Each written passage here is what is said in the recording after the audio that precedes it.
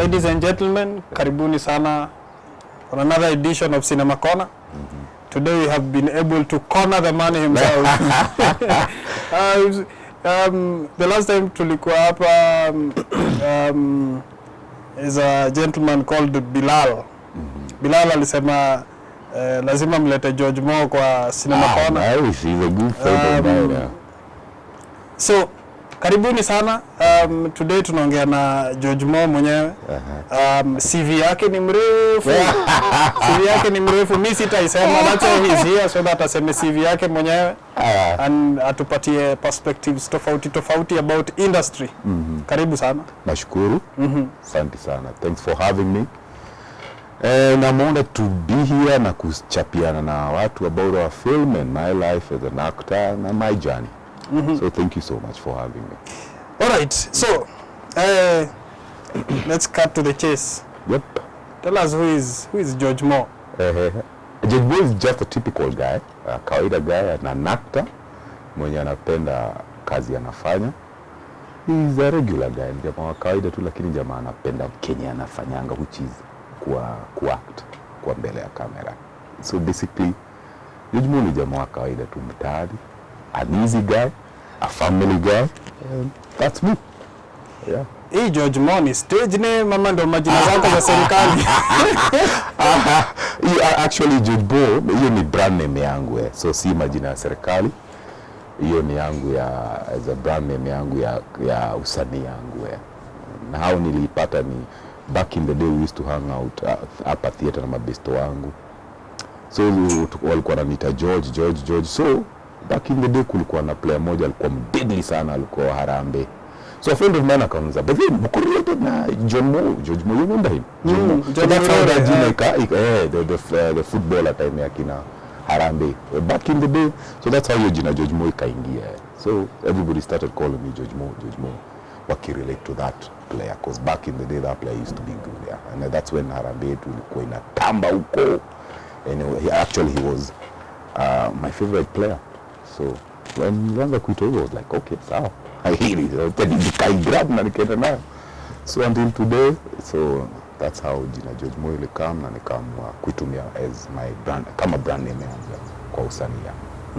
Lakini majina ya serikali na ya serikali mimi naitwa George Moore, Mkenya daima mwenye anapenda nchi yake na Mkenya mwenye anaogopa Mungu na mcha Mungu.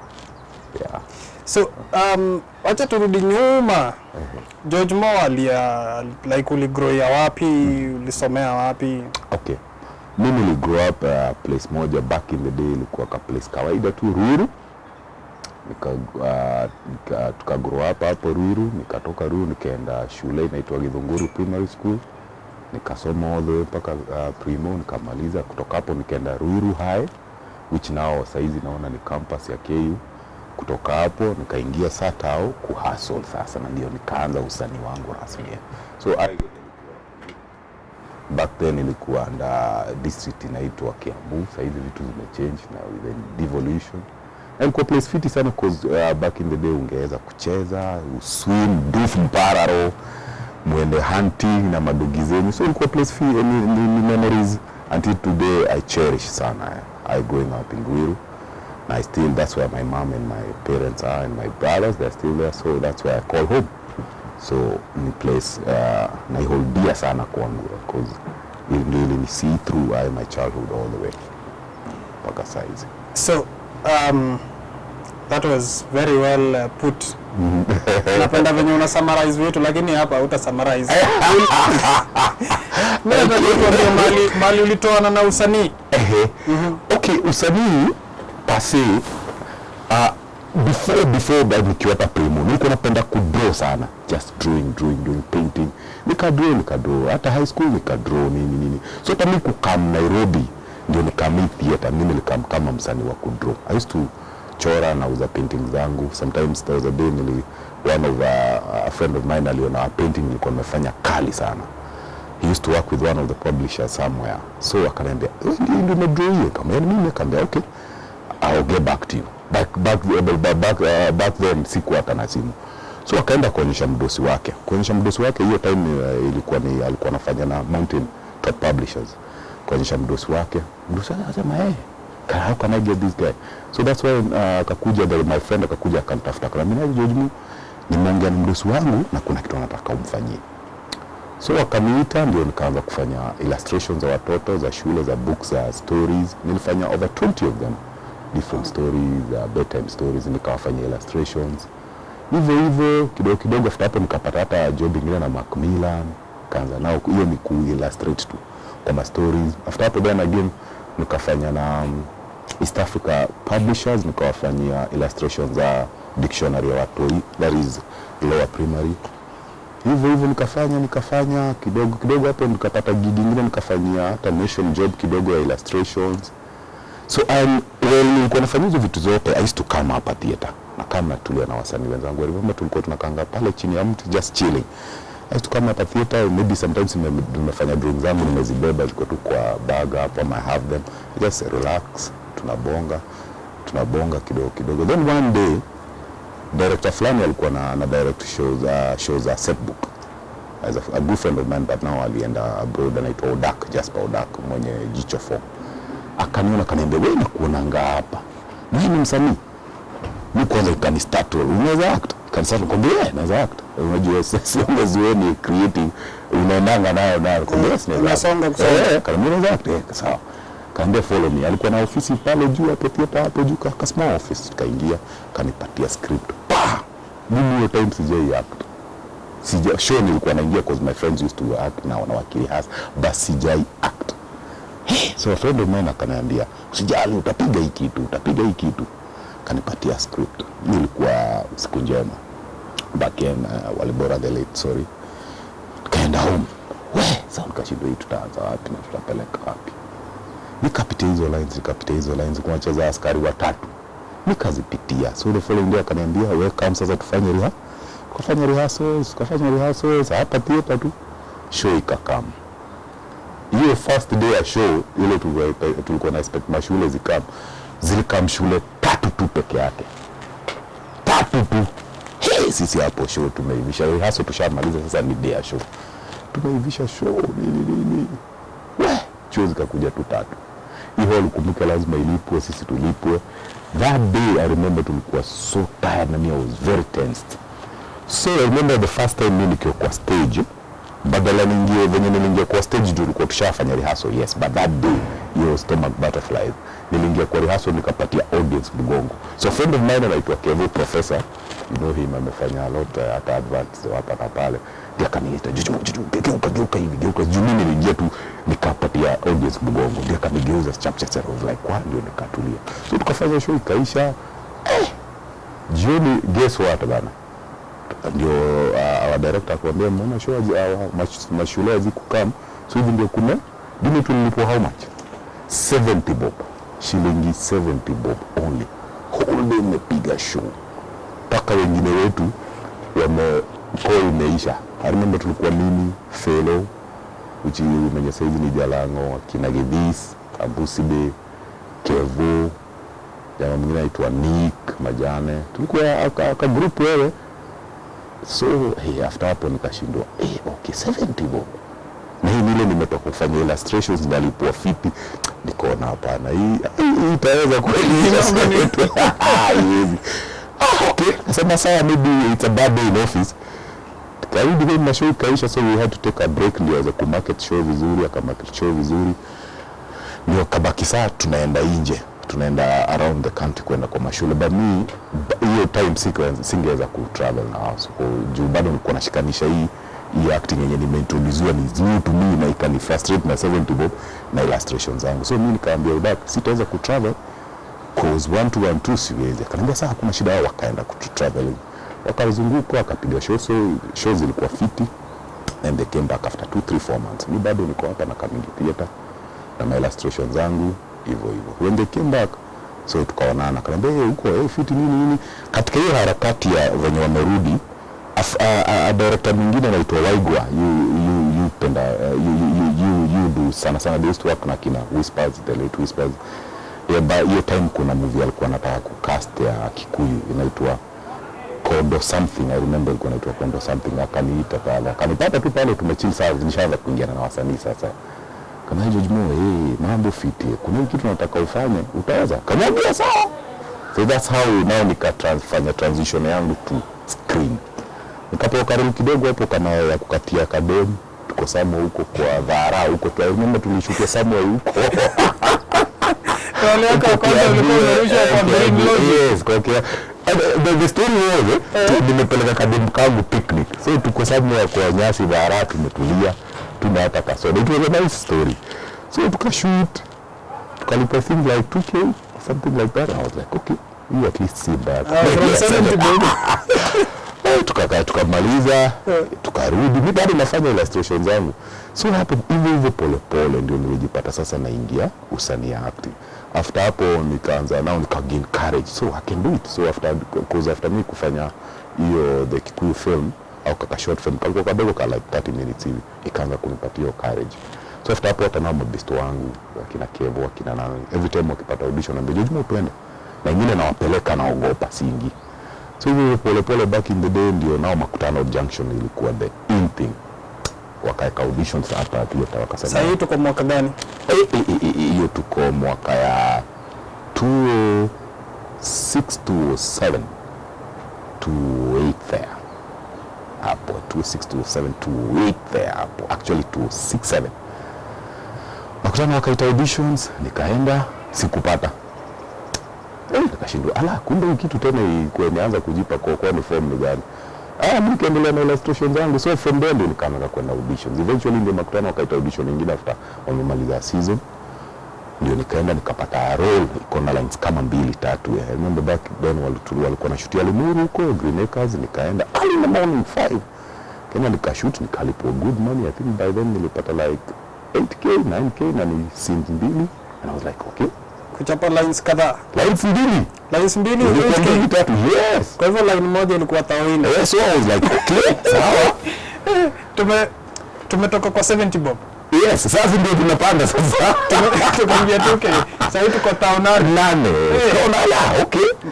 Bado hapa nafanya illustrations zangu hivyo pole pole so na after hapo hata gain courage sasa naweza pole pole. So one day nikabaki hapa illustrations zangu kuna time nilikuwa na kamingi nazifanyia chini ya mti pale. Mtu na mabrush zangu tu nazifanyia hapo. Just nikiweka tu macho ready in case kukuona nini. So one day nimekama hapo nimesota. Back then nilikuwa naishi na my brother, alikuwa anani-host hapo. So nimetoka Ngware sina hata yeye nikasema acha niende theater nimalizie hizi paintings zangu. Nikiwa pale na mabesto wangu gari moja ikaingia shwa. Hiyo ni kitu saa 3 asubuhi. Mimi tukama hapa theater mapema. Tunakaa hapo kwa stairs. Yaani kwa mtu kuketi. Kutulia fomu inaweza jipa. Sasa nishagain courage na act kidogo. So hiyo day ilikuwa lucky day for me. Nimesota sina yeye nafanya painting zangu hapa hata zingiani. So tumetupa tu pale story hapo kwa stairs hapo. Gari kaingia tukaona madam moja na watu wale wameingia. Hiyo ni 9 asubuhi. Wakasema mambo hai. Mko fiti? Tuko fiti tunatafuta actors. Mimi actors tukamwambia si ni actor. Okay, kuna kitu nataka mtufanyie mtaweza? Tukamwambia tutaweza. Tulikuwa tu kama 5. Ndio ingieni kwa gari. Tukashindwa kwa gari tena. Katuambia sisi tunafanya na hii kampuni na tunashutia showground na tunataka wasanii kama 5 sahihi. So of course tulienda watu kama 8-9 hivi wakakota wende just in case. Sure, gari sisi ndio huyo. Mimi nakumwenda nikarap tu vitu zangu hizo za painting tu wangu. I used to have a kabag, hata watu wengi wanakumbukanga hiyo bag sikuwa ya changa. I used to carry it always. Sisi ya showground tukaekwa pale kando, jitulieni pale viti. Kumbe shoot inaendelea ndani ya studio. Sisi tukiwa hapo tukalekwa tunashindwa fomu gani hapa tena. Sisi tunaona mlami fulani anatoka nje anavuta fegi, ni kama ako frustrated anarudi. Anavuta fegi anarudi. Sisi tuko story pale tumeanza stories zetu zenye tumezoea. Mlami akatucheki, akaita first aid. Niaje? Are those guys part of us? Akasema are they actors? Yes, we call them. So tukaletwa kwa director nje ya studio hapo. Okay, I understand you guys, you actors, okay. So I want you to try something for me. I want you to try this. I remember mimi akaniambia nataka nitoe kama waiter. Kama hoka, sorry. Wewe nataka ujifanye mtu wa jua kali. Hapo nje tu. Akatuambia okay, sawa. Sisi wote tukajaribu hizo tu. Hapo tu ni kuimprovise. Akasema good, bring them inside. Hivyo tukaingizwa sasa kwa studio. Kuingia kwa studio tukapata bonge la shoot huko. Kumbe what was happening, wale watu walikuwa wamekastiwa, they were not delivering. Hapo na deliver. So that's why Mzungu used to come out with the director frustrated, anavuta figi, anarudi. So when tuliingizwa hivi, si tunapata bonge la shoot, makamera, the first time mimi naona makamera mpaka zime crane and all that, hizo zimefungiliwa wapi mataa. Kaambia sawa, kaeni pale. Kaita mtu kaita watu wa wardrobe. I want these guys who are dressed hivi na hivi. Tukadress, mimi nikadressiwa tu kama hoka wa kawaida. Na nikapewa hizo mare. Kaniambia enda pale. I want you to behave like kanini kama wewe hoka na ni gidha ya kulala. Sasa yako na first aid ndio ananielezea. Ukujauza kitu leo. So leo nikufa na kupona na nirasha huko CBD pale tao. Kapiga, ni aleo. Mzee Mlami akasema, yes, this is what I want. Next, cha. Mlami akasema, give them contract. So the first time Jaisa and contract tunashindwa. Nini? Tukaitwa kando. Sasa na wale alituchukua kutuambia, sasa itabidi msainie contract juu sasa mmechukuliwa. Sisi tulikuwa tumewachukua kama extras. Tulikuwa tucheze extra. Kidogo mmekuja mameni. Sisi hatujui hata kenye naendelea nenda hata hiyo sijui extra ni wapi ni nani. Kumbe wao walikuwa wameletwa, walikuwa watu manzi usania hii. Haiko. Sijui walikuwa wametolewa wapi. So nani the whole production team iko na frustrations. So hao wenye walikuwa wameletwa waliwafanyia kazi wamekaa tu pale. Sasa ndio Mlami akasema let's shoot. Tushavalishwa nini zile nguo za wale tumedungwa. Zile zitoshi zimetafutwa hapo chap. Ndio nikapewa kijalo hiki na hivi shati nini na trail sky smart nini. Tukaanza na nini. Sasa hapo ni shoot camera sasa mimi nashindwa hizi ni gani. Kamera zinapita hivi nini. Nikapiga shughuli. Kasikia Mlami sana anasema cut. Awesome. Next. Best yangu akaingia. Yeye alikuwa na behave kama sana mtu wa jua kali. Akaletwa karai na nyundo. Kavalishwa kivest, kiapro na kaambiwa ifunge hapa. Amesweat mpaka amewekwa maji. Mlami akasema awesome, next. Kaletwa mtu alikuwa kwa takataka. Tukaivisha show hiyo. Na shoot ikaisha, so by then tumemaliza shoot was around sasa 5 huko 6. Na hivi ndio tulijipata tukalipo. Remember back then we can make my 35,000. And I was like, okay. Tukaambiwa nao, tabidi mtupatie account number. Ndio tuandikie check. If you don't have an account, tabidi ufungue siku hata na account. Sasa pesa imefika hata kwa mfuko. Si mimi nimezoea pesa hapa, shika tukiendanga. So madam alikuwa anaandika account, akauliza, "Hope you guys mko na account because we're going to pay with checks but not now." Tutawaitia checks zenyu after 21 days, which normally even ilikuwa ni advert. Nikarudi sasa na remember back then kufungua account ilikuwa ni kama sijui unaenda kwa Mungu. Acha siku hizi just go, it's free. So lazima hiyo back then uko sijui na mtu ana qualify sijui what. So I came back home. Nikaona okay. Kaambia my brother, but then nimefanya kitu na sina account, nimeambiwa kaambia 122 fungua hiyo. Kanisupport akanipatia pesa, nikaenda nikafungua account. So nikigojea Kiroma ingie sasa nikangojea. Karibu uende ukaketi karibu na baba. So those 21 days zilikuwa kama 10 years bala. Shibe hizi siku haziendi. Jini nishafungua account. So mimi nangojea check. So moving on swiftly, mambo ikaenda. Sasa mimi nangojea Kiroma ingie. Ndio tukangojea sasa tupigie simu. Hiyo time hata sina phone, but nilikuwa nimepeana phone ya my brother. Ndio anipigie niende check. So I kept asking my brother, hajapiga? Kuna simu umepata? Akaniambia bado. So and then akaniambia wale watu walipiga leo mchana. Basi sasa huku anauna simu juu mimi nishakuja theater. So aliniambia jioni after nimerudi wamecall anasema you can go for your check. Walikwambia ofisi zao ziko wapi? Remember back then ilikuwa somewhere in Lavito, mimi sijui. Kama walini explainia hivi na hivi enda somewhere hivi namba yao ndio hii. Sasa hivi sina hata phone. So ndio tukapata na wale tulipigana. Akamwambia ulipigiwa twendeni. Ndio tukaenda kwa check, nikaleta ka check kangu. Past time nikaweka kwa account na kuwa na account. Hiyo sign ndio ilikuwa inachukua sijui how many days checks sijui. Siku 3. hizo siku tena nikaona mageuzi haziishi bana. Haziishi hivi na siku zimerefuka. So nikakaiva, nikafanya 1-2 nikaongeza mapainting za illustration zangu, nikanunua tu clad nini, kaboost Moko Robako, my bro, nikanunua sasa ka phone kangu kadogo hivi. And that's how I end up now kuwa msanii. So after hapo ndio nikajipata nikaanza kuwa macho sasa, anything ina happen, auditions ina happen, and wangu niende. That's how eventually nilijipata nimeingia kwa acting. Na hii show yenye ulichapa 35K ilikuwa gani? Hii commercial. Ilikuwa commercial? It was TV commercial. Hii tulienda tukageuzia serikali bila si kujua. Ilikuwa TV commercial. Okay. TV commercial. Haikuwa show. So sasa ushaonja play. Ukakula 70. Ukaenda kwa TV series. Ukapigwa 8,000. Actually to be specific 4,000 bob per line. Alafu kidogo ndio wewe umeenda umegeuza serikali pale kwa commercial. Niligeuza government. Serikali iligeuka. Tulikuwa tu seated. Sisi tunapiga story normally. So kumbe mimi naangalia wale majamaa. Ile unajua wasanii. Tunapiga story tu normal. Na vile naangalia naona ndio akatumana tuite. That's how see. So I would say tuligeuza ni Mungu, ni mkono wa Mungu. Alienda akageuza, alafu nyinyi mkakuwa saa ile inageuka mko hapa. But most likely I'm very sure hata wale tuligeuza walilipwa most likely, because you see Shasa and contract now and all that, so most likely they were given something, or maybe waliamua we're gonna pay this half hour na half a dono, because back then I was still new and green. But nikaona kumbe hii ni era, hii ni job. So after that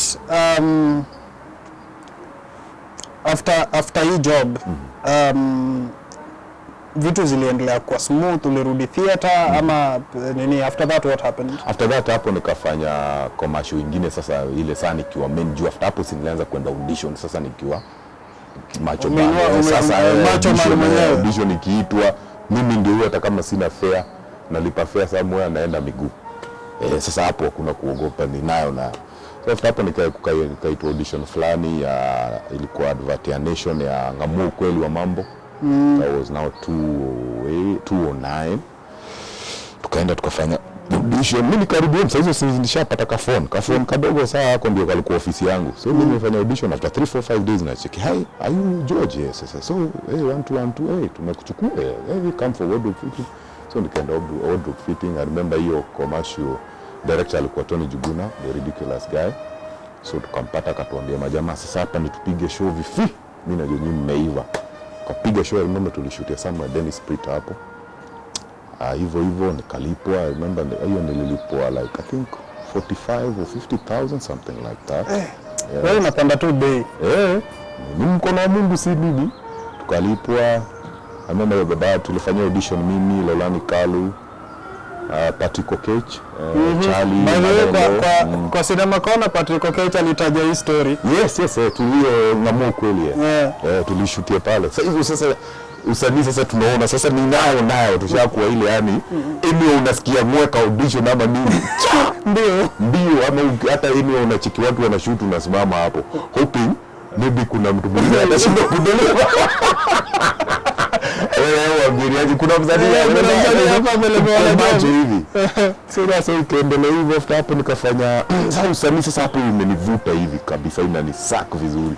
Hapo nikafanya 2010 nikafanya advert ya bank, cooperative bank sasa nikiwa main. I was paid good money. I remember nilipata almost 150,000 or something like that. After hapo nikafanya ingine ya KCB. So zikiendanga zina come to. After hapo nikafanya Safaricom ingine nikiwa boxer. I remember tulishutia somewhere hapo Calif. Na hiyo time yote bado unafanya illustration zako? Nazifanya lakini sasa hizi illustrations ni kama I remember back then hata mdosi wangu huyo Mr. Njagi mwenye is still the CEO wa Mountain Top na chairman wa Kenya Publishers Association. Ashaanza kuniambia George, I will deliver on time because nimeanza umeanza wangu. Nazifanya lakini kipoa daily talulu kidogo pale. Nikiambia hii illustration tunaitaka by Friday, unapata maybe na deliver Monday because nimekuwa hapa na pale. Remember kidogo focus kidogo hii deadline, so but I used to still bado najichangamsha. I remember kuna time nilikuwa najipata naenda set na shoot usiku, nafanya illustration zangu ndio niweze kuhit deadline zangu. So ikaendelea hivyo I was still doing illustrations. Then ndio 2009 sharp ikienda 2010 nikakastiwa kwa Wash and Set. You remember Wash and Set? Wash and Set. Yes. Na kina Xavier. Yes, nikakastiwa. Remember hiyo audition tulifanya, nilichukuliwa hapa theater ya audition, tukafanya hapo audition chap 1 2 1 2. Ikakaa like 2 weeks ndio nikaitwa, nikamwambia hey, by the way Wash and Set show ilikuwa ishaanza, so they were looking for new characters there. Nikamwambia by the way welcome, tunashutianga high rise. Back then walikuwa nashutianga high rise. So hiyo day mimi nikaenda, kabla utakuwa fundi wa stima kwa hiyo salon, fundi wa stima. So wewe ndio unafikisia huyo madam ikio kidra yake kileta shida. So hiyo asubuhi venye tuliletwa hivi juu, I remember tulikuwa tu kama 5 hivi new characters coming in. John Mark ndio aliniita hiyo audition, which yeye ndiye alikuwa first AD back then. He's a good friend of mine, no Samantha. So hiyo asubuhi tukaenda, director sio simuletwa nyinyi, tumekaa pale. Director Mary Mwigi was the director. Akaambia these are the new characters wale. Akauliza huyu ndiye atacheza fundi wa stima, ndiye atacheza jamaa wa Kawosh, ndiye atacheza wife ya Matilda, Hazi ya Matilda. So mimi sinishapewa ati ya stima. Director akatucheki sisi wote akasema okay, let me change those roles. Wewe George Mo cheza wife ya Matilda, wewe cheza fundi wa stima, kwa wengine na wakachicho wewe cheza mtu wa Kawosh, hivyo. Mko sawa hivyo? Na akarudi. Of course hiyo ni asubuhi, sasa tukihave breakfast. Na script tushapewa, so kupitia lines. I remember hiyo lines, sasa nimepewa lines, naona lines ndio hizi. Sasa nimeanza kuingia deep sasa. Sasa bonge la mistari. Sasa mistari zimeongezeka. Jamaa kwa good friend maka mbeje Mo stands. Piga hii kitu pole pole. Usikonde. Juna remember nikimza, manzi hizi mistari zote bana. Akamwambia lazima niseme koma by koma. Akaniambia hapana, we understand concept. Kipeleka kwa director utakacha. Na tukakaa wakashoot scenes kama 2 3 4 before mimi niitwa, then ndio nikaitwa. Director nikaingia akamwambia hey George Mo, hey nice, nini. That was the first time kumit Mary Migi. Nilikuwa namsikianga, ndio akaniambia now this is what I want you to do. Utaingia, this is your wife now Matilda, because Matilda alikuwa one of the main characters. You remember the show, this will be your husband. Na akanieleza wife yako ni mdaku na napenda yeye 1 2 1. So yule character yako ni mzee mlevi hivi, na wewe yani unanga job, ni mtu useless na unakujanga tu kumvuruga hapa, hata kuchukua pesa zake kwa pass nini. That's enough. Then wewe unampenda yes, lakini wewe yani ni mwanaume baradhuri. Wife yako is so hard working, wewe tu kazi yako ni kukunywa, kukaa kwa nyumba na kumsumbua tu kwa job, unaweza tokelezea ukiwa mlevi. So I remember that scene, the first scene ilikuwa niingie tu niko mae kiasi si sana, mimi ni mchafu. Nimwambia Matilda, mbona kunipikia chai ukiusi ukitoka kwa nyumba, na then ananipanic, ananiambia niko Mtuko, nilikuwa nacheza nao character nishape mpaka jina nao Mtuko. Mtuko toka tu hapo tuongea hapo nje na customer, nasema hapana, nataka pesa sasa hizi. Nachukua pasi yake na mwaga hizi vitu, nikachukua pesa nikatoka. Director akasema okay, yes, this is what I want, fine. Scene ya pili hivyo tukaipiga. Director akasema yes, good. And that's how nitajipata Wash and Set, and that's how my character now Mtuko, husband wa Matilda, now ikapanda. I remember tulifanya over 4 5 6 7, I think over 6 7 seasons. Nation, yes. I remember tukashoot season 1 2 3, tukatake break, aka long break kidogo, I think over 3 4 6 7 months, then tukarudi tukafanya zingine. Then ndio hiyo Nation imefungwa QFM, you remember QTV? Yeah, QTV. So ndio zile tulishoot kitambo zikaletwa QTV, then ndio tukarudi tukaanza kushoot mpya yenye nao show ikachenjwa jina ikaitwa Warembo Salon. Hivyo that's how now your character ya Mtuko ikaiva.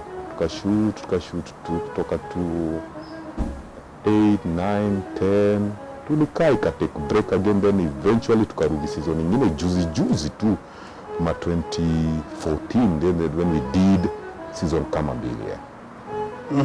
So hiyo kaisha hivyo. Director sakabambika na kazi yangu nao Madam Mary Migi, ndio akaleta show inaitwa Guy Center. That was now to 9 up. Well, tukishuti aliniambia I like your work, so there's a show I'm working on, I like you to try out. So nikamwambia sawa. So when tunashoot Wash and Set, ndio alikuwa na prep Guy Center. That was 2009. Ndio nao when we took break ya Ocean Set ndio akaniambia hii ndio show. I remember kani prep vizuri sana, akaniambia huyu jamaa kwa hivi ni jamaa used to sell drugs, akashikwa akapelekwa ndani, but akiwa ndani aka come back akiwa reform. So I remember akaniambia one, I used to be thin, nilikuwa tu nimekonda hivi mashida hata number one, I want you to puff up.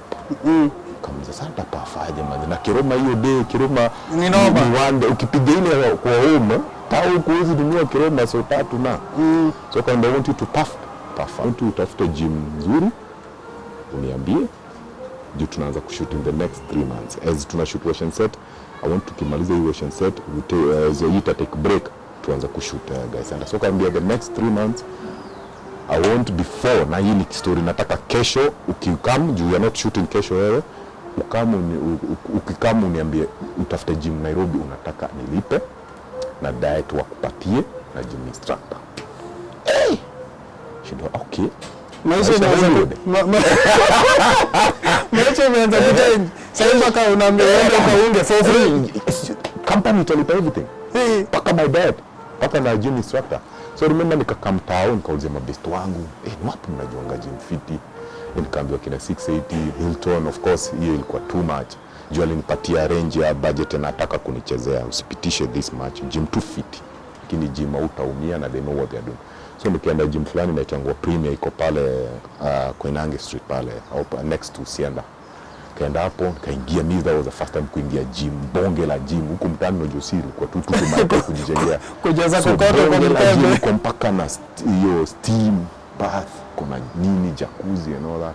So I remember nikaingia hapo nikapata madam very beautiful lady alikuwa kwa reception. Akaniambia hi, how can I help? Nikamwambia natafuta gym, mnalipishaje? Akanipatia flyer, kanielezea vizuri sana, kaniambia hata what you can do, unaweza toa viatu zako, we give you slippers, unajua gym huwezi ingia na viatu zako.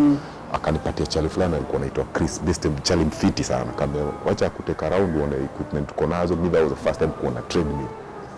So akanizungusha gym vizuri, bathroom nizo hizi, locker kwenye ukikamu unafungia vitu zenyu. Tuka create friendship na huyu Chris, kwamba mimi nimetumwa na kampuni fulani si ufanya masinema. Kaniambia by then alikuwa shaanza kuniona Ocean Set by then ilikuwa show fit. Ilikuwa top. Shaanza kuniona, akamwambia mimi nakuonanga. Akamwambia so mimi nimeenda nitafuta gym fit na instructor fit wenye atani take through ni puff kidogo. Akamwambia usijali, bora wamekuambia hivyo usijali, hata diet nitakuandikia. So they gave me the brochure about their prices zao, na wakaniambia tutakuwa tunafanya Monday push-ups, Tuesday biceps, hivyo mguu nini. So mimi the following day nikaenda kwa Madam Megun, kama nilipata ndio hii kai go through. Akasema fine, good, sawa, utaanza when, what do you feel? Kamwambia hata kesho. Kama leo utaweza kuanza cause bado tuna shoot, so from next week bado tuna shoot Ocean Set.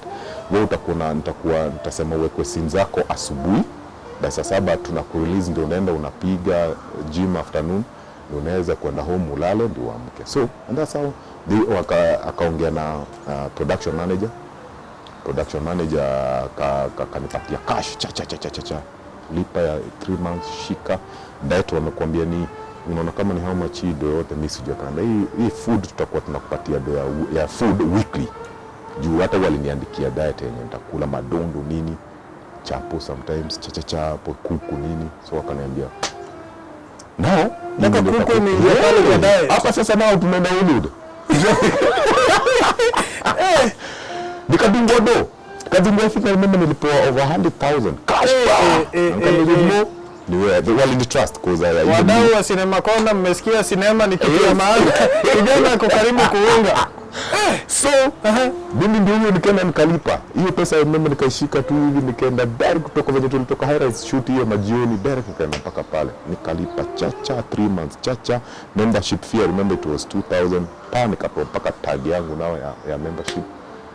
Then nikamwambia Chris tuanze, akaniambia now what you need to do, utafuta sport fit. Sikuwa nao tracksuit and all that, but nilikuwa nishapewa pesa mpaka ya kununua hizo makits za kupiga gym na za kufinya hivi. Wale ni sort mpaka gloves nisiumize mikono, yani wale ni sort production ni sort.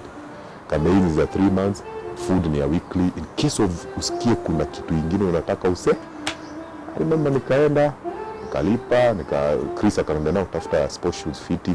Walikuwa na zingine hapo lakini walikuwa wanauza 8,000 7,000, akaniambia ni jamaa Afrika, nikamwambia wewe usinunue hizi, wewe fanya hivi, enda Gikosh utafute tu soli iko fiti, iko na kaa hivi, tracksuit fiti, matisho fiti, kama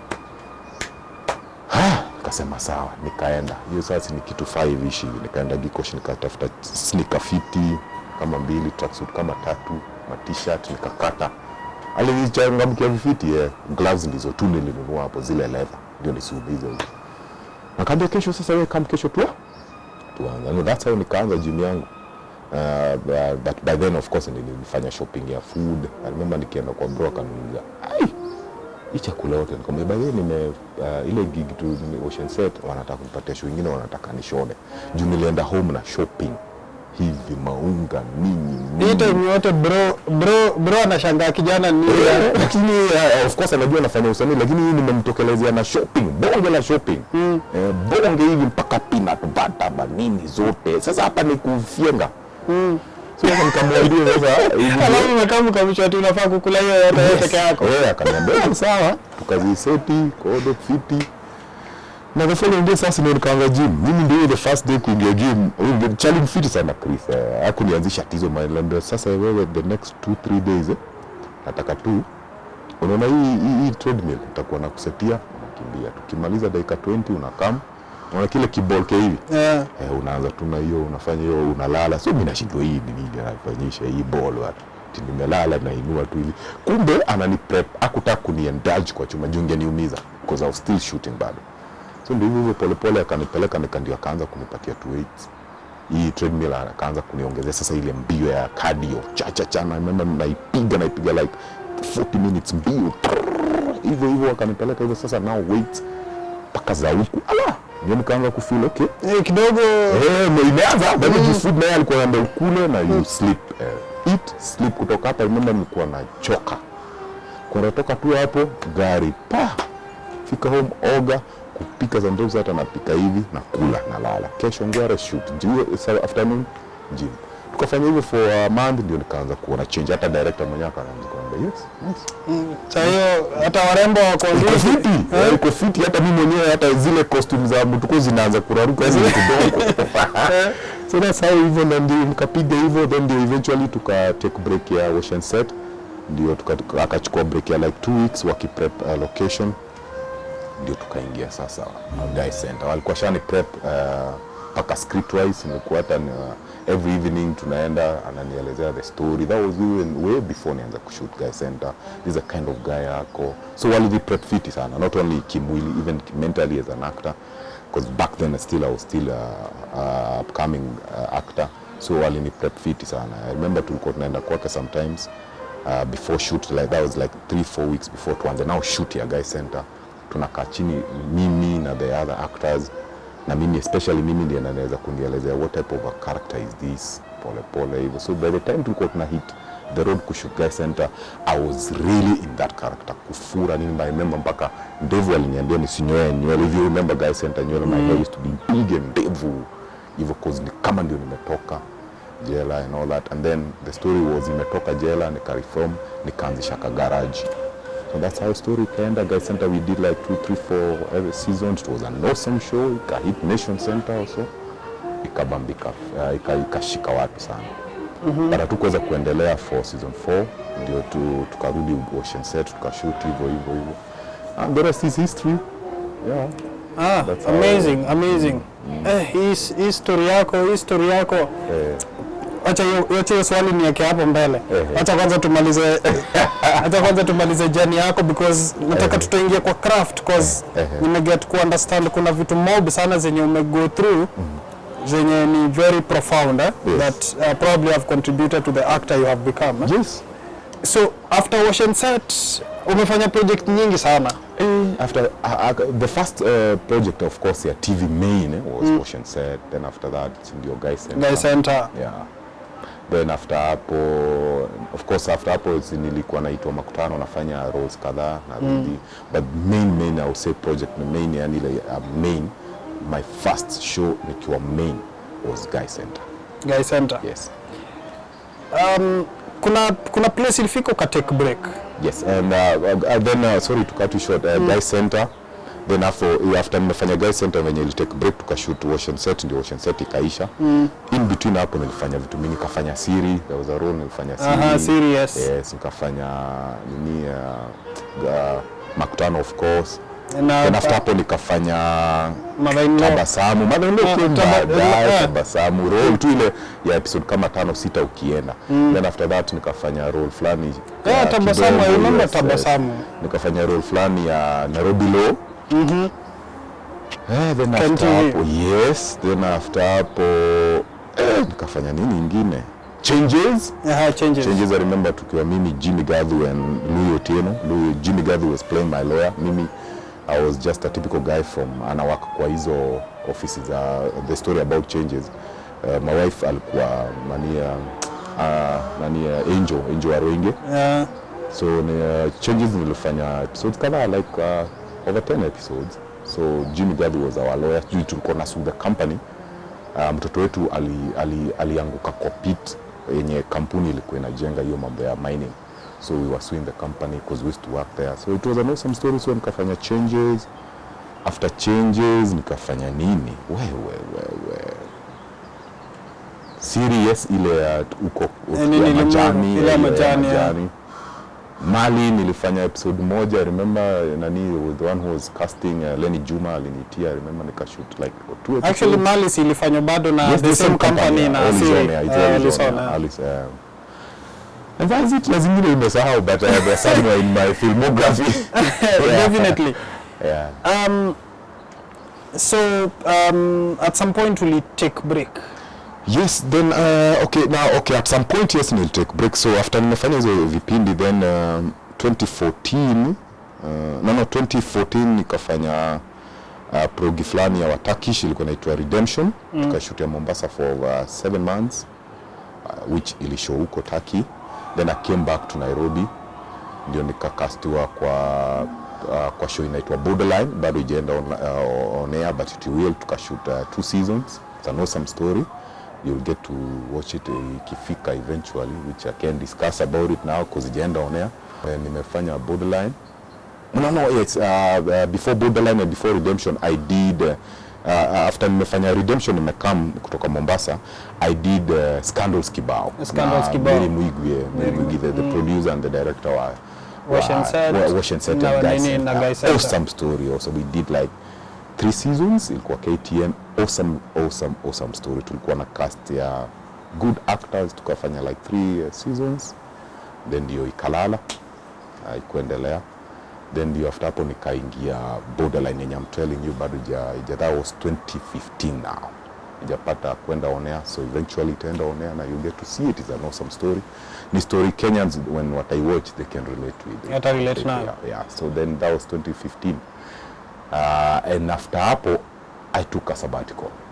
Yeah, I took a sabbatical. So 2016, 2017, 2018 sikufanya anything.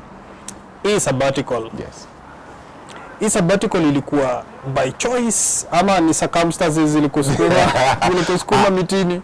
I'll say sabbatical to me haikuwa by choice. Ni situations ilini push to that level because I figured somewhere as an actor nikajiuliza, okay, what am I doing? You see, as an actor. Sioni any growth, kuna any gigs zina come.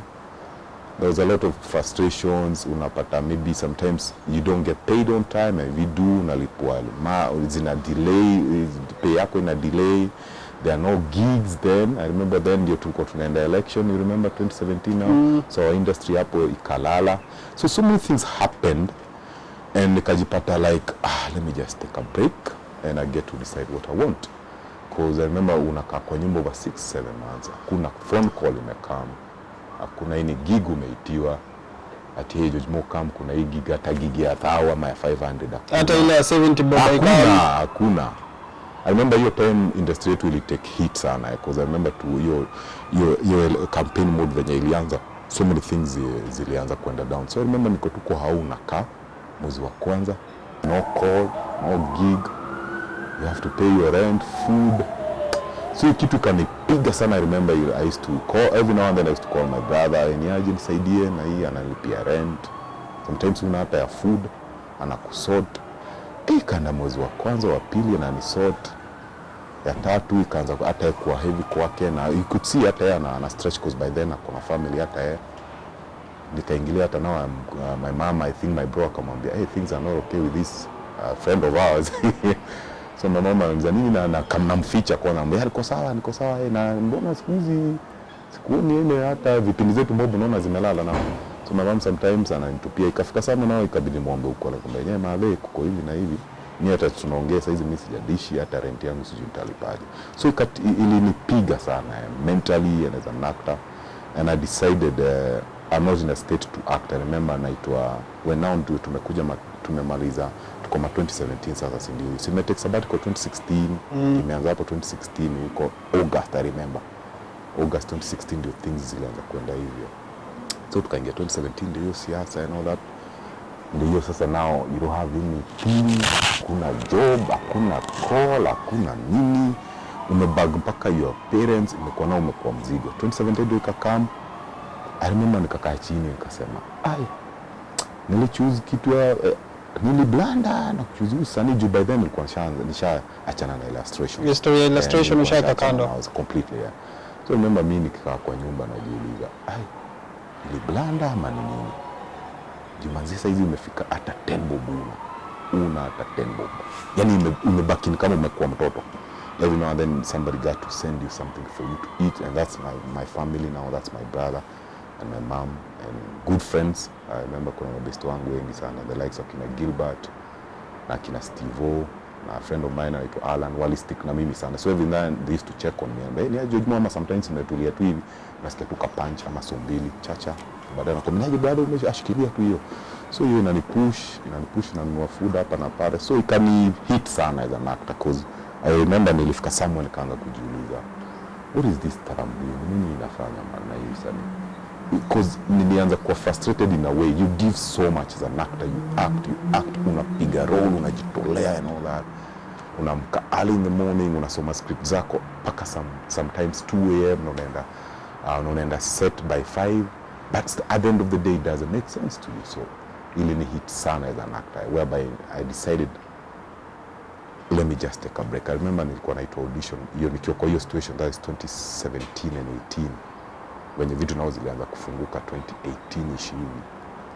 Na I remember lying to my friends and manze mimi siko town, I'm out of town ama ni aje niko busy, kuna biashara nafanya. The reason being I was saying that I felt as an actor I'm not in the right state of mind to act cause I couldn't. I remember ungeniita hata uniambia ni act ungeona George Moore hapo cause my mind haikuwa, and ilikuwa shanza kunitoka hiyo usanii. In a way I was feeling frustrated and depressed cause somewhere I felt like mimi na acting ni kama tumeanza kuachana cause sikuwa na feel. I remember nikitu hata ingine naambiwa hata cha audition, naambia George Moore kuna role hapa iko hapa, unaweza kula hata 10-15 siku moja hivi, na mwambie don't want, ama namdanganya na mwambie hapana niko hata out of town ama niko busy ama sisikii fiti, unaona.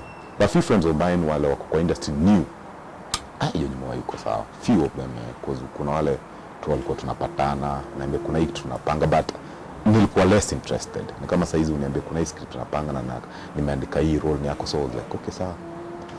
So ikanipeleka hivyo, ili take turn on me sana my friend, whereby ilinipiga sana mpaka sikuwa nataka anything to do na usanii. Hata nikiitwa functions za usanii, remember kuna time kwa naitwa kuna hii premiere ama kuna hii workshop tunafanya welcome ama kuna hii set tunanipeleke tu tuende tu tuanga. I didn't want anything to do that. And nikakuwa na hiyo withdraw completely for 3 years.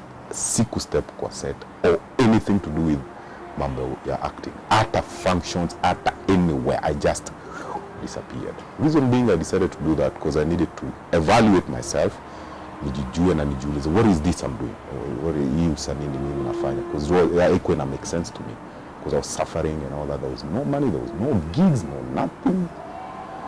And then I remember my mom called me akaniambia okay come home to Bo, makiwa na my brother there. Akaniambia now I think tumekaa chini tumeona tukutafutia kitu ya kufanya. Nikamwambia okay. I remember my mama akaniambia there's a friend of mine ako Dubai, walikuwa wanaenda church na yeye. na anafanya kampuni fulani huko na wanataka watu. Kasikiza, okay. So tulikuwa tunaona badala uende kuumia hapa na hii mambo yako ya usanii haileti due to we can see tumekuwa support for the last 2-3 years, you see mpaka food, mpaka some of my clothes zingine zilikuwa zimeanza kuwa kubwa, nilikuwa nimekata completely. Ile kuunga yote ulikuwa umeunga for Guy Center ilikuwa ilisha. So ndio akaniambia si tumeona ucheze huu. Sikukataa na kuambia okay fine, job gani? Na akaniambia ni job fulani tu, utaenda huko kwa kampuni, either utakuwa kuangalia kamera za security au utaeko kwa ofisi something. Aliniambia tu watakusort. So what we need to do, ni tuambie kama uko ready. Nikamwambia yes, me I'm ready. Because me usanii by then mimi haiko. Now, first of all, tutatafuta passport. Of course, I applied for passport. They paid for it.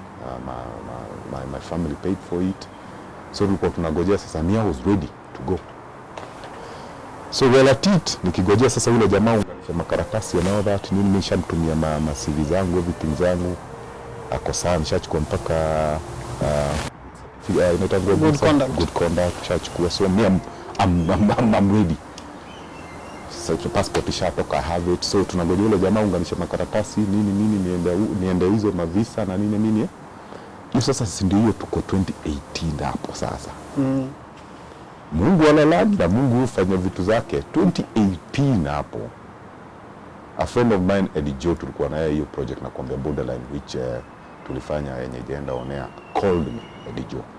I mean, Eddie Joe, he's one of friends wale when I was going through that. Everyone he used to call me, niaje budo kufitie.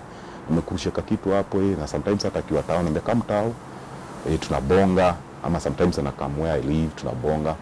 So kumbe all along he was working on something, but he knew akiniambia then I wasn't, hata nitamwambia ajua wewe tafuta tu mtu mwingine, ama sawa wewe ikiwa utaniambia. So the year 2018 ishuko hapo katikati ama early, he called me. So me I thought nikaulile unipigie ni aje kwa tao ama uko area, ama ni aje nimekutumia kitu, ama ni aje na kambuzi tu nimeitwa sama yushi na huko Ngong. So mimi nikapikole akaida kama hiyo jimone aje. So kuna hii script nimekuwa nikiandika. Okay, mimi nasikiza tu casually na hii role uende utaifanya. Nikacheka mzee Joe bana. Kaambia wewe ndio utaifanya, kamuliza aje. Juu akili yako iko Dubai sasa. Haiko mimi hata ni hai kamuliza aje, kaambia hapana. Kaambia wewe ndio utaifanya na kesho tupatane. Kamwambia sasa okay, kamwambia sasa, kamwambia wewe kama kaka mtao, alimwona kaka mtao, kapatana one of these places at Uchai, tukapiga script, bonga la script, kamwambia hii script. Nikacheki script, kamwambia role gani wewe koja. Kani break ya skeleton ya story, mimi nasikiza tu okay. Kamwambia ni wewe ndio usome script. Kabeba script kaenda home. Bado sina hiyo script, remember niliweka for a week na sijaiguza. Niko tu hapo kwa meza sijaiguza. Humongous.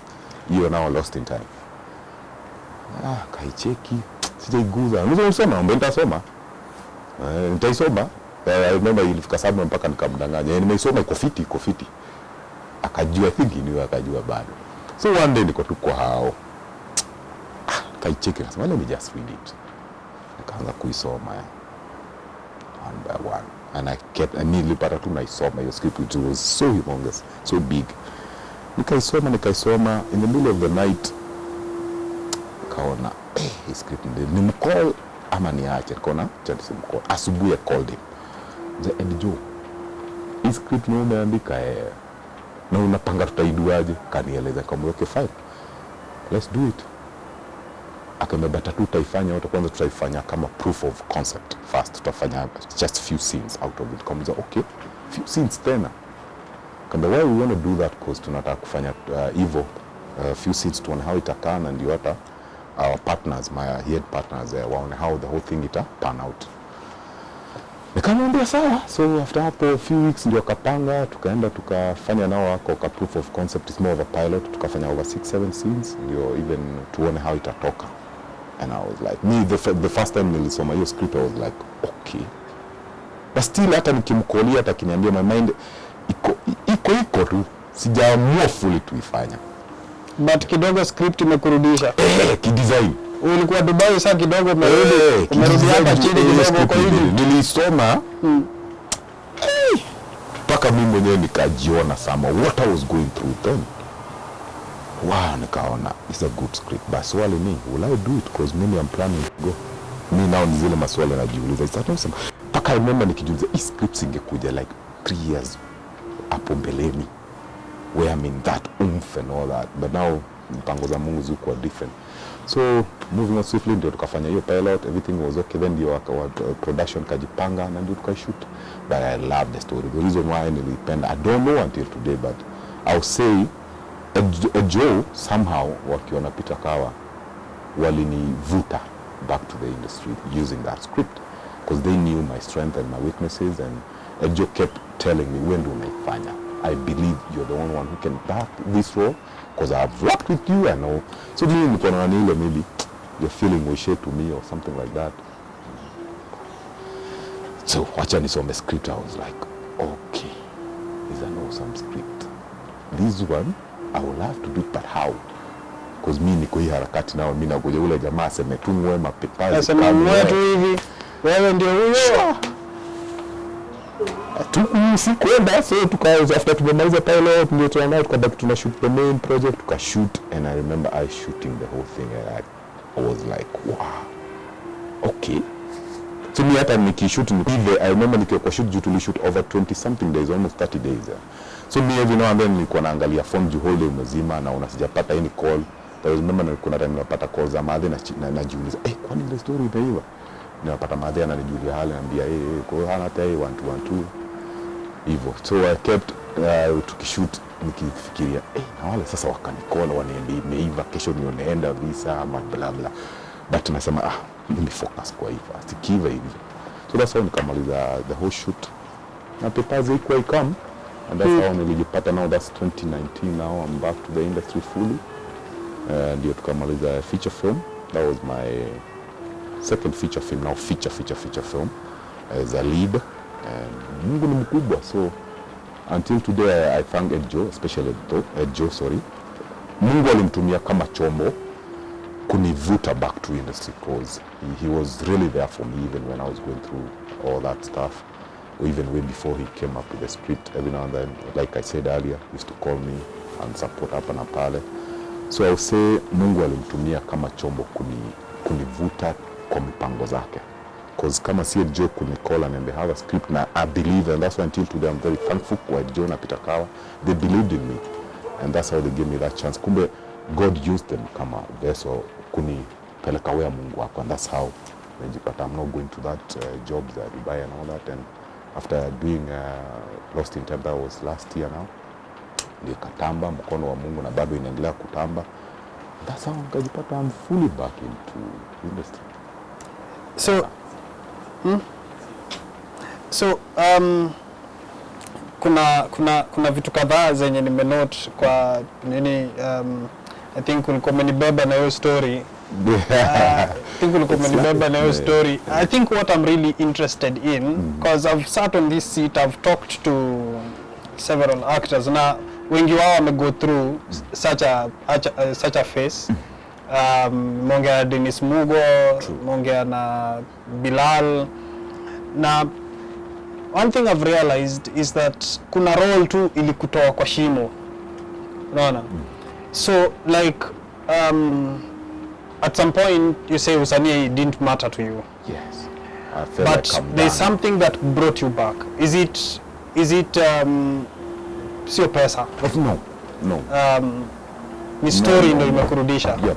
Is it that uli relate na his story? Is it that uli feel story ni kama ni yako ama what actually brought you back? I related to that story, and then like I said earlier, Mungu alikuwa na mpango yake, and then when I touched that script, when I held it like this, after kuisoma, somehow I connected with it, and yes, I really, a big chunk of me wanted to do it, but a small chunk of it inaniambia, bana weenda Dubai. The other so question, I related to it, and I felt that was the first time after nimeenda sabbatical kushika script hivi juu nilikuwa nashika scripts mingi zingine nakataa. I felt something when I read that script, and after kushika hivi the whole thing on my own, niko in my room alone, I felt something in me, but there was that doubt, nifanye ama mami niende Dubai. So but there was that bug after me kuisoma na kuishika, there was that bug that kept pulling me. Yes, I had doubt again, tufanye hii story, same story again. Is the acting imefanya enough? So but there was something in it that kept me, sikui dismiss kama hizo zingine way before. Nilikuwa nasema siko area ama mimi niko na biashara nyingine ama niko tafuta.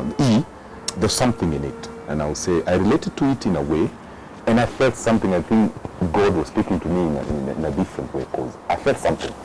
I couldn't resist it verbally. Even hii kujiambia Dubai, hata alijua kuwa najua. Sikuwa iwaambia I'm planning to do this. Nobody knew. So I was talking to myself at the same time, doubting myself, and that there was that thing that kept pulling me to this script and back to the film industry. So like venye nasema, it's something until today I don't know really work. I don't know, Mungu work in mysterious ways. Yeah. Okay, so let's talk about your approach to characters. From the first character you played, Wash and Set, to ile ingine yenye kuna ile ad, kuna ile ad yenye ulienda ukachapa role ya Hoka. Oh, yes. Hata tusirudi, wachana hata na siri, wachana na ile show ya 70 Bob. Kuna hii ya 35K. Because all this time of course umesurroundiwa na watu wenye maybe wanakupatia some guidance. But pale mzungu amevuta fegi mpaka amechoka, sasa anataka kujaribu what's next. Amekuita pale. How did you approach that character? Did you have any technique ama uliingia tu kabisa? Mimi niliingia. Back then I was very green. So me na uzuri ya being a creative, tunakonga very observant. So the moment that niambia nacheza kama Hoka, this is something usually unaonanga ukienda home. And then nilikuwa na hiyo njaa ya usanii na hakuna place njaa iweze kupeleka. So the moment mimi aliniambia ati Hoka, siku ati like now when you give me a role I have to research on it, I have to do some like technique in it, like method acting or whatever. Hiyo mimi nilichukua hivi. Juu nilipicture tu mahoka wale unajua. Na hivyo ni kujitumbukiza twende. So just playing it. Like ni kama sasa hivi kuambia wewe ruka hivyo. Kumbe that's what he was looking for, director. So let's move when umekuwa progress towards mali umefika. Like technique yako imegrow aje in terms of how you approach characters? From of course nikianza I was just doing it, but of course with the guidance seniors wale walikuwa hapo mbeleni and the director. So as nimekuwa nikigrow pole ndio nimekuwa nikiunderstand craft, and I'm still learning about craft. So back in the day my characters I used to just with the help of a director and the story equals to just to do it the way it is, you see. But now at least when I grow pole I can I'm more nikona, when I approach character I would like to know more about this character first. Why umeniambia Hoka, what kind of a Hoka do you want, you see? And like back in the days ni Hoka tu turushe, what kind of a Hoka is this? Hoka mwenye maybe things didn't work out for him uko nje, he decided to be a Hoka, or this ni Hoka tu, yeah, ni Hoka. There would be a big difference now if I was to play a Hoka. So ni transition as an actor, you take from where ukianza usanii yako, and the more unaendelea ukidu craft yako, the more unaendelea ukiunderstand, na you still have to continue to understand, because as an actor there's no utafika sama useme now you understand the craft fully. So because acting it's a continuous learning process, so every day you learn. So even now if I get any role I'm still learning, but at least there'll be a difference between now if you give me a role and back then, because this time I'll be more inquisitive. Nitakuwa like, how did this character came into being? What is the backstory of this character? And I as an actor I would like to take it in the deep. So there's a big difference, because like now you can just give me a role and just like that I would like to know each character iko aje, and then usani yangu kwenye imenifikisha saizi, I would like to make it solid, you see, to kuipiga even beyond my expectation, and of course with the help of a director and the scriptwriter, you'll get to. So kwa Guy Center, will you go through a certain process even of, you know, Yes. even transforming your body Yes. for the character? Yes, even how I think that was the first time nilitupoa kwa deep sea as a doctor, main role. Boom. So you really need transition. So your time you had to transform physically Yes. and mentally for, And mentally. for your character. How did that shape how you approach characters?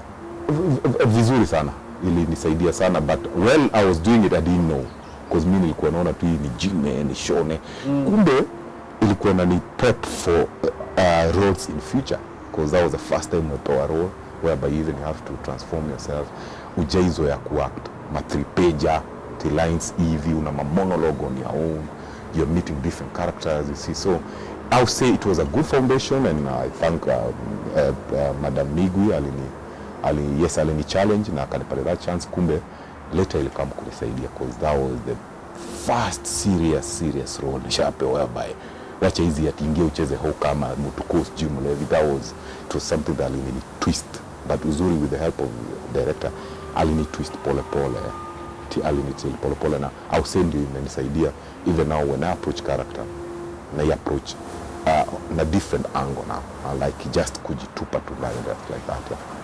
Yeah. Lost in Time.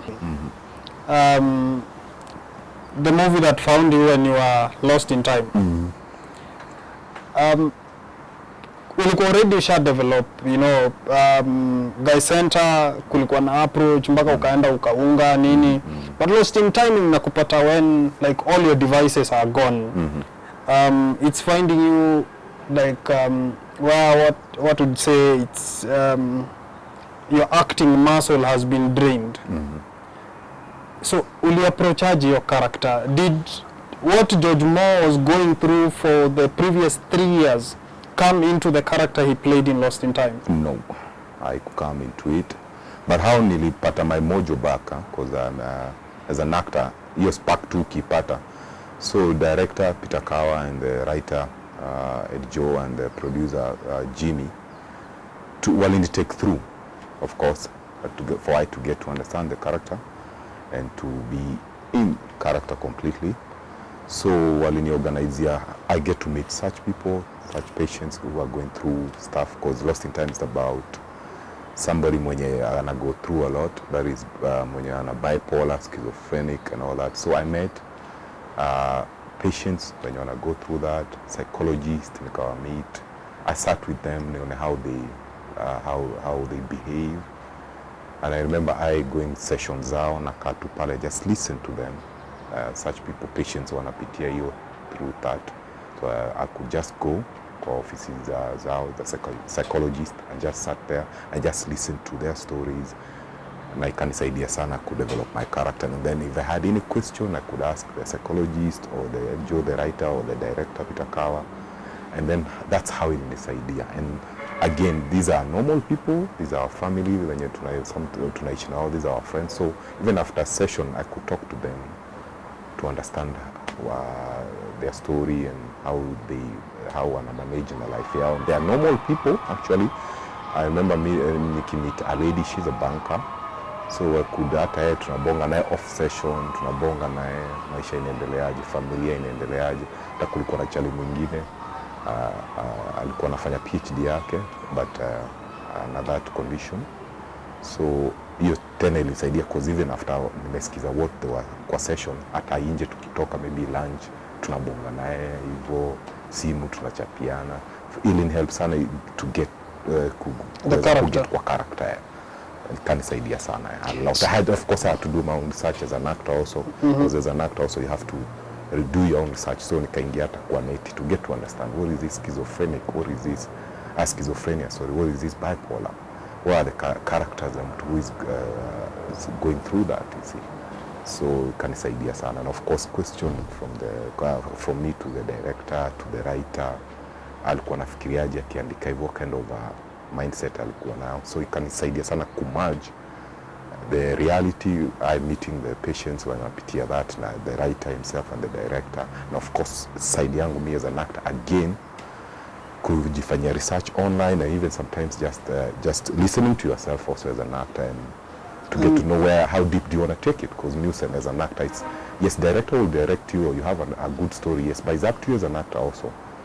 Uipeleke, ujite mkutano na ukwe stay hungry and be hungry for it. So I was hungry for this one. I really needed to do justice to this role. So nilijituma again, side, because unaweza saidiwa meet all those things at a writer na nini. But at the end of the day, ni wewe as an actor, ujitume, do your own research and learn a lot before you uingie kwa set. So nilijita mkutano sana, and even evaluating my life as an actor and as George Moore kando, and observing with some of my friends, some of my family members, ndio iweze kuniweleta into that state, yeah, that character somewhere.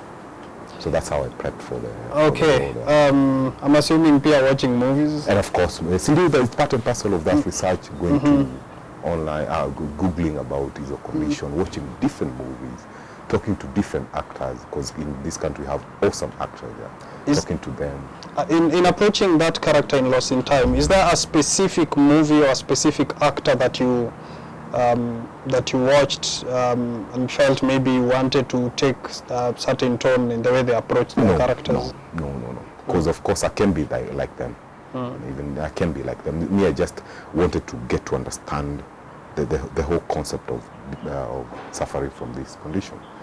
So there are kukwa any actor, because even if I can be them, they can be like me. So it's only a matter of kuangalia how they did it, yes, but at the end of the day, I have to do it my way as an actor. So I can pinpoint any actor to niliangalia any movie, because I want to be like Bilal, or I want to be like Eddie Joe, I want to be like Patrick Okech and all that. So I can only watch Patrick Okech doing his stuff and maybe inipatia my guideline, inipatia guideline, sorry. So siwezi sema kulikuwa na actor what even Hollywood. I was just doing my research, learning books, kusoma, reading books about your condition, not only movies, even books, journals about your conditions and all that stuff, yeah. So still there, because there's a way in which a character can contribute to the actor and the actor contributes to the character. Ulikuwa umetoka from a place where you didn't want to go back because acting life had become frustrating and it had taken you through a certain phase. So would you say, because after Mfanya Lost in Time, you bounced back, and you know you've been doing a good job in Najoko Teke, and in other things. So would you say that character healed George Moore? I would say he healed because I wasn't sick. I would say that character ilikama at the right time na kwa the right place kwangu na the right person, you see. So I would say ilini heal because I wasn't sick. I was just going through like something. That depressive phase. Yes, I think it come the right time, and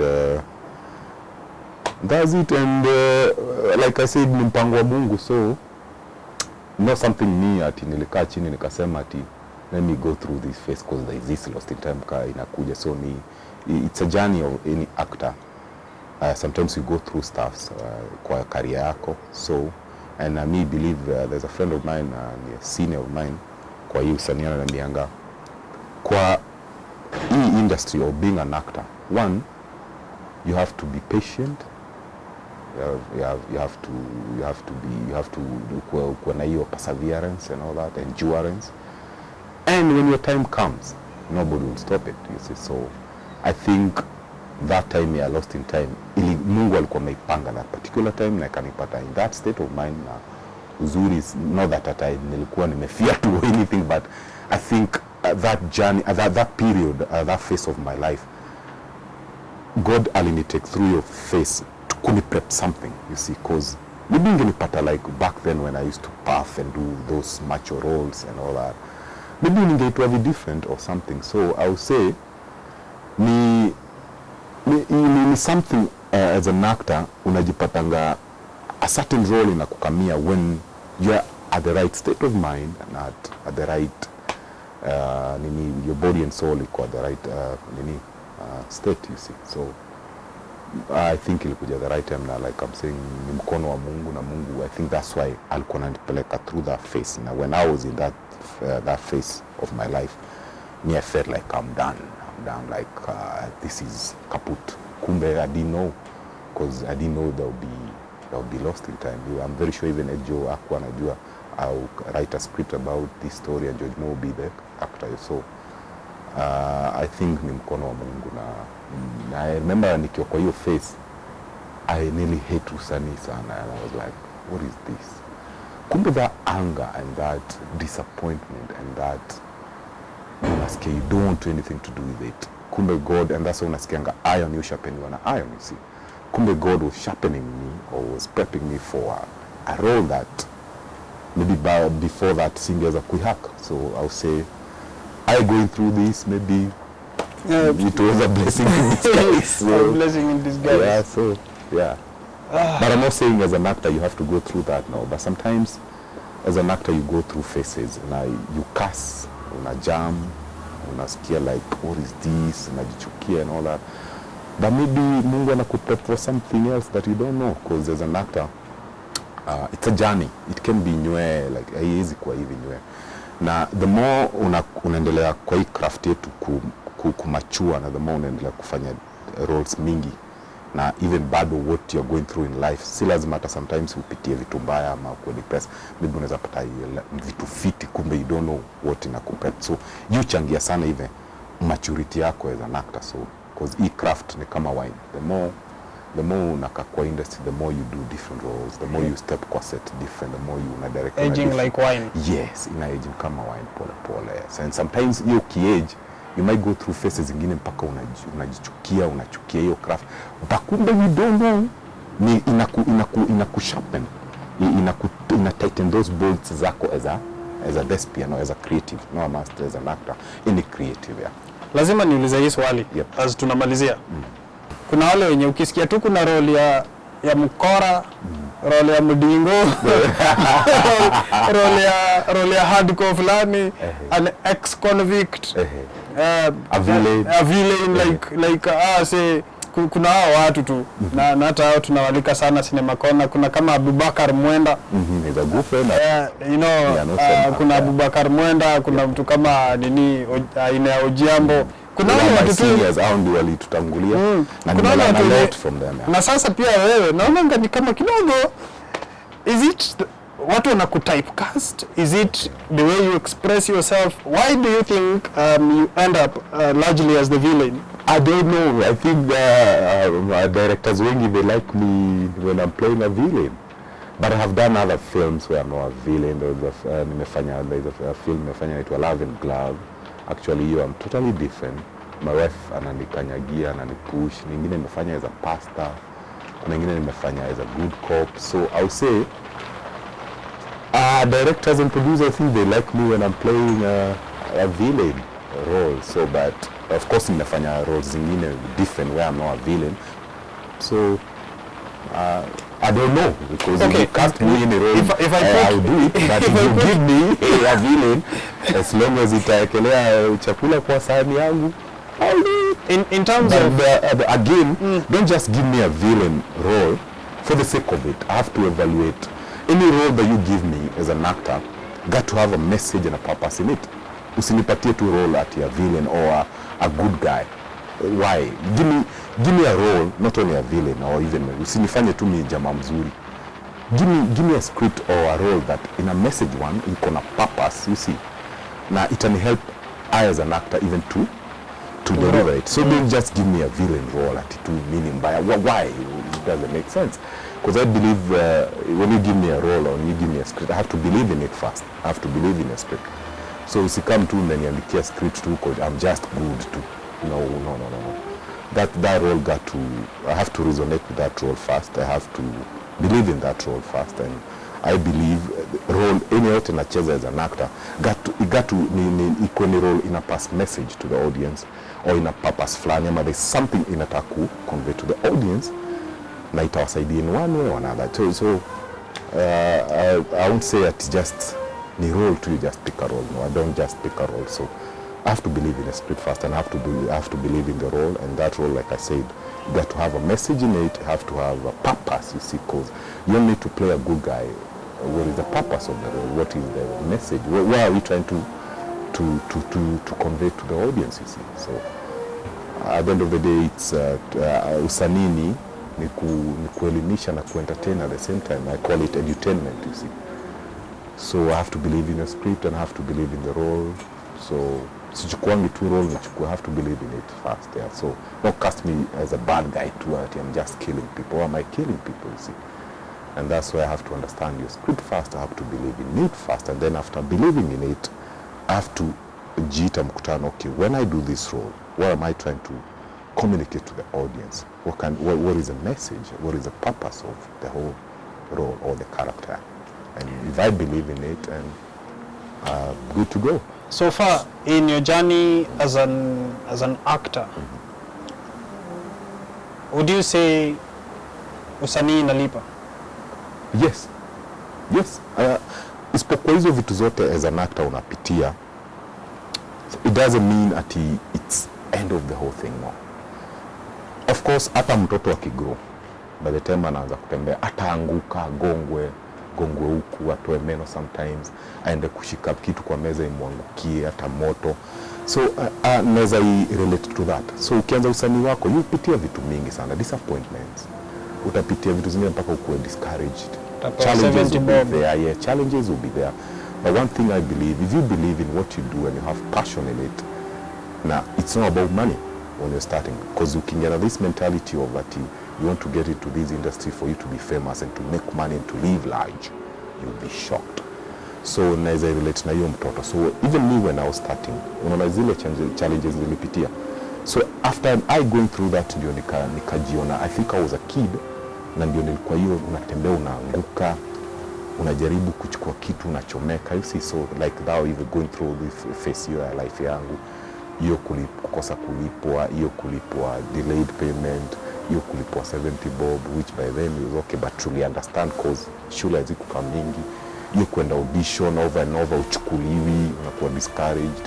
Ingine wachukua audition, wanakuambia ukoli, na wamekukona na kuambia wewe unachukua hii role, baadaye hawakukol, unaona kipindi kwa TV mtu mwingine. So these are challenges.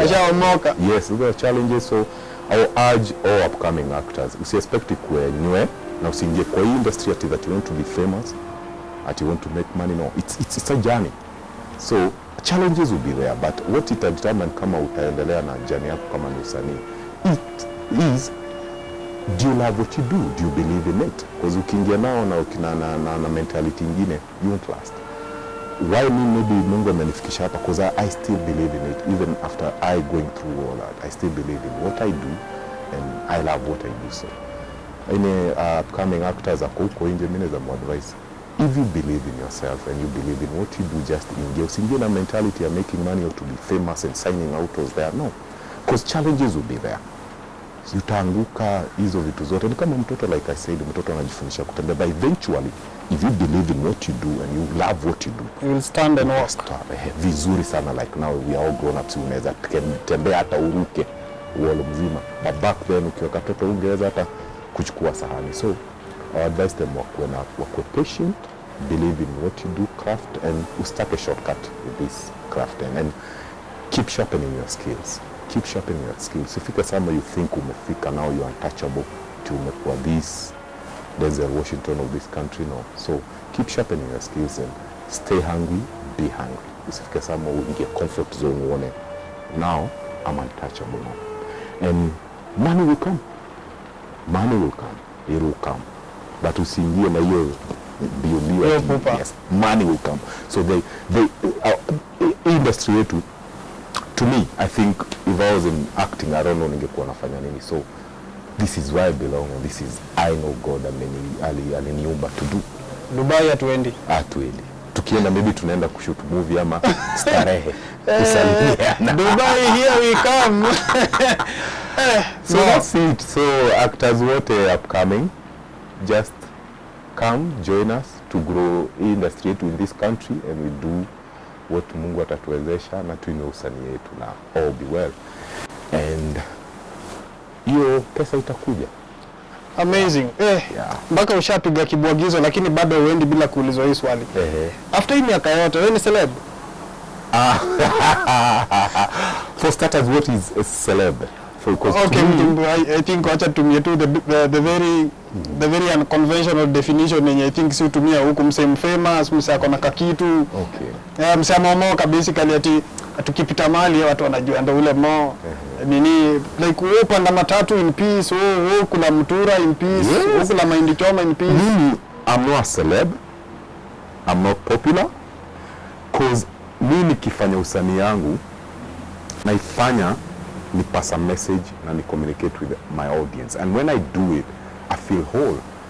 So I don't do it to be recognized out there, to sign out tours or to kuonekana huko ndo huyo anapita. No, so me, I'm not celebrity, I'm not popular. Me, I'm just doing what I believe in, and that's acting and passing the message to the audience. Now I believe Mungu mimi ameniumba kama chombo ya kupass that message. So celebrity and all that, me, I'm not. Me, I'm just chombo Mungu anatumia kupass message to watu wake and to act. That's it. I know you've been giving back. I know you've been conducting trainings na vitu kaa hizo. Maybe you'd mention that and maybe kaa kuna yote ina come up. Yes, nimefanya mob. I usually do hizo motivation and I motivate upcoming actors. Now I mentor in what I can, ile kidogo najua, cause even I as an artist or I as an actor, I'm still learning. Every day in, day out, I want to keep perfecting my skills. So I won't say nimefika somewhere ati nimefika, no. So me too, I'm still learning from my seniors wale wamenitangulia. So what hiyo kidogo niko nao mi pass for these upcoming actors. Naambia this is how inaenda, this is how inaenda. Juzi nilikuwa committee juvenile kwa wale wako committee, nikashare kidogo ile nilikuwa nao about acting. The other day nilikuwa Kibera. After that the time nilimit actors group fulani ya actors from Islando, nikashare nao my story, my journey as an actor and the acting skills here and there. So I always give back. After there was a time juzi, few actors wamenicall wakaniambia, hey George Mo, I'm planning to nimeitisha audition fulani monologue. I don't have camera, I don't have anything, sijasimama mbele ya camera, but I believe I can act.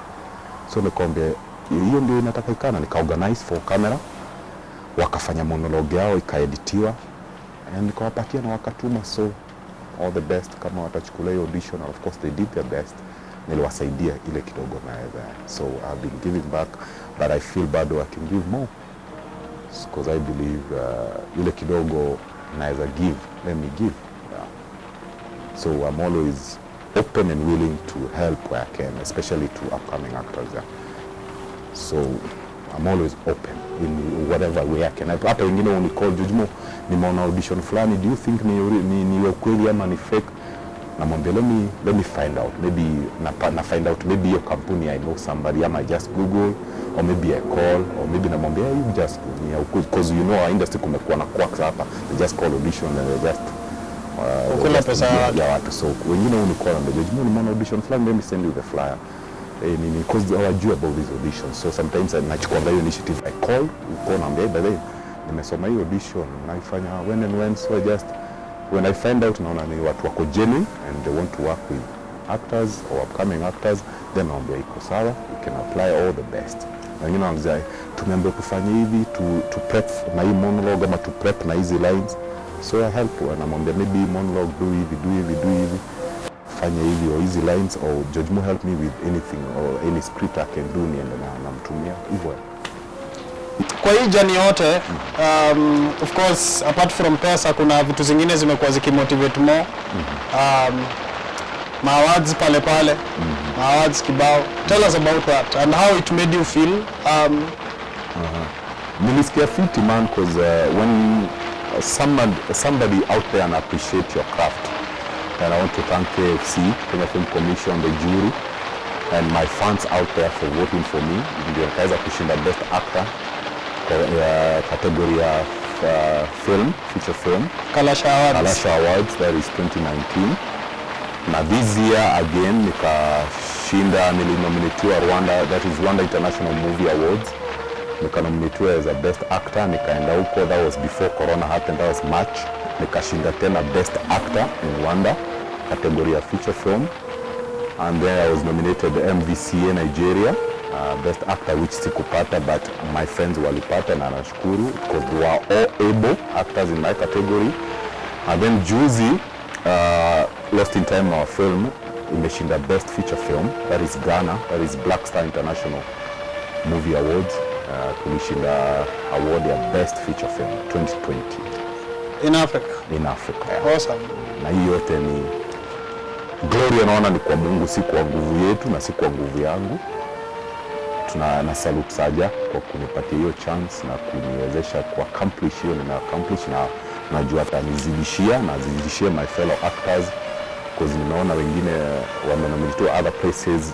You see, tumeanza hata movies zingine zimeingia Netflix, so our industry in short inaendelea ikigrow, na kutoka venye ilitoka kwenye venye ilianza, you can see there is growth. So something I feel good when I see my fellow actors and movies zao zikiingia Netflix, wananominatiwa other awards na wanashinda. Hata even state awards, yes, I feel even good. state awards, yana Betty Kathungu, congratulations. Congrats sana. And I feel good when I see my fellow creative industry in this industry wakipepea, cause wakipepea wanaendelea wakitufungulia milango. So I feel honored and humbled sana kwa kushinda hizo awards. Najua Mungu atatufungulia njia mingi na tuweze kuinua industry yetu na usanii yetu in this country.